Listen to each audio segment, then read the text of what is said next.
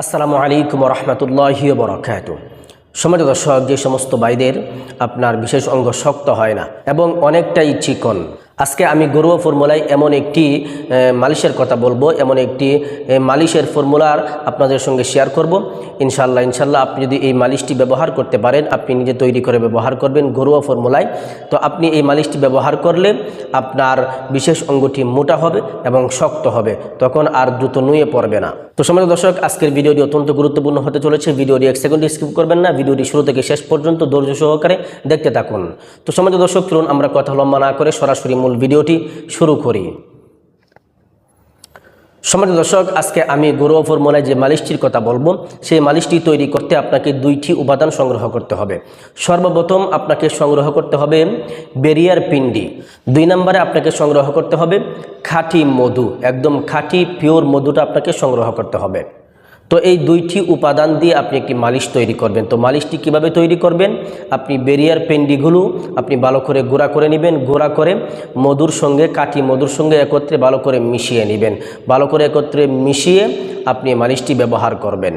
তো আপনি এই মালিশটি কিভাবে ব্যবহার করবেন, মালিশ করার নিয়ম কি এবং সঠিক সময় কোনটি, এই মালিশটি আপনি ব্যবহার করবেন প্রতিদিন সকাল থেকে ঘুম থেকে ওঠার পরে একবার, রাত্রে শোয়ার আগে একবার। এই 2 টাইম আপনি মালিশ করবেন, কারণ এই 2 টাইম মালিশ করলে আপনার উপকার বেশি পাওয়া যায়। তো আপনারা এই 2 টাইমে মালিশ করার চেষ্টা করবেন। আর মালিশটি আপনি কিভাবে করবেন, মালিশ করার নিয়ম কি, মালিশ করার নিয়ম হচ্ছে আপনি পরিমাণ মতো মালিশ হাতে নিয়ে আপনার বিশেষ অঙ্গের গোড়া থেকে আগার দিকে মালিশ করবেন, কখনোই আগা থেকে গোড়ার দিকে মালিশ করবেন না। তো আপনি এভাবে আপনার বিশেষ অঙ্গের গোড়া থেকে আগার দিকে মালিশ করবেন। তো আপনি কতটুকু সময় মালিশ করবেন, 10 থেকে 15 মিনিট প্রতিদিন আপনি এভাবে মালিশ করবেন। সকালে ঘুম থেকে ওঠার পরে একবার, রাত্রে শোয়ার আগে একবার।